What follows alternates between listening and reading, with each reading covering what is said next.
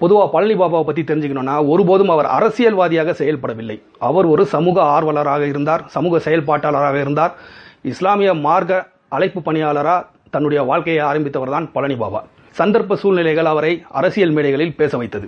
பல பேர் பழனி பாபா பற்றி பேசும்போது என்ன சொல்லுவாங்கன்னா, அவர் திமுகவில் இருந்தார், அதுக்கப்புறம் அதிமுகவில் இருந்தார், அதுக்கப்புறம் பாட்டாளி மக்கள் கட்சியில் இருந்தார், காங்கிரஸில் இருந்தார். இப்படி பல்வேறு தகவல்களை முரண்பாடான விஷயங்களை பதிவு பண்ணுறாங்க. அது முற்றிலும் தவறு.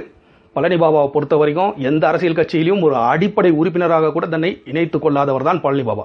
அவர் ஆரம்ப கட்ட காலத்தில் இந்திரா காந்தி அம்மையார் பழனி பாபாவுடன் நெருக்கமாக பழகினார்கள். பிறகு எம்ஜிஆர் அவர்கள், அதற்கு பிறகு கருணாநிதி அவர்கள், ராமதாஸ் அவர்கள், இன்னும் பல அரசியல் தலைவர்கள் பழனி பாபாவோடு மிகவும் நெருங்கி பழகினார்கள். காரணம் என்னன்னா, சட்ட நுணுக்கங்கள் இதெல்லாம் கரைத்து குடித்த ஒரு நபர் பழனி பாபா. ஒரு ஸ்பெஷல் அட்வைசராக அவங்க பயன்படுத்திக்கிறாங்க பழனி பாபாவை. அவரும் ஒரு அட்வைசராக நிறைய பேருக்கு நிறைய கைடன்ஸ் பண்ணுவார் பழனி பாபா. அவர் ஒரு மிக நல்ல அறிஞர்.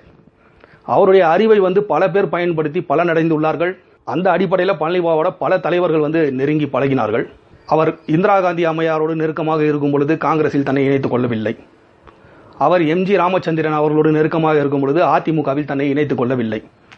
அவர் கருணாநிதி அவர்களோடு நெருக்கமாக இருக்கும் பொழுது தன்னை திமுகவில் அவர் இணைத்துக் கொள்ளவில்லை. அவர் பாட்டாளி மக்கள் கட்சி நிறுவனர் ராமதாஸ் அவர்களோடு நெருக்கமாக இருக்கும் பொழுதும் கூட தன்னை பாட்டாளி மக்கள் கட்சியில் அவர் இணைத்துக் கொள்ளவில்லை. மாறாக தன் சமூகத்துக்கு யார் நன்மை செய்வார்கள் அப்படின்னு அவர் கருதினாரோ அவர்களுக்காக அவர்களை கைட் பண்ற ஒரு ஆளுமையாக இருந்தவர் தான் பழனி பாபா. ஒருபோதும் தனக்கு ஒரு அதிகாரம் வேண்டும், தனக்கு ஒரு பதவி சுகம் வேண்டும் என்று ஆசைப்பட்டு போனவரே அல்ல. அதனால தெளிவா தெரிஞ்சுங்க, அவர் எந்த அரசியல் கட்சியிலும் இறுதி காலம் வரை பயணிக்கவில்லை.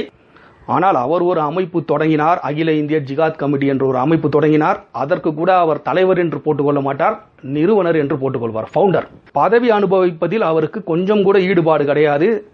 மக்களிடம் கூட எந்த காலத்திலும் நான் எந்த பதவிக்கும் வரமாட்டேன் என்று சத்தியம் செய்து கொடுத்து அந்த சத்தியத்தை காப்பாற்றிக் கொண்டிருந்தவர் தான் பழனி பாபா. இன்னும் பல்வேறு சுவாரஸ்யமான பழனி பாபா தொடர்பான விஷயங்களோடு அடுத்தடுத்த காணொளிகளில் உங்களை சந்திக்கிறேன். நன்றி.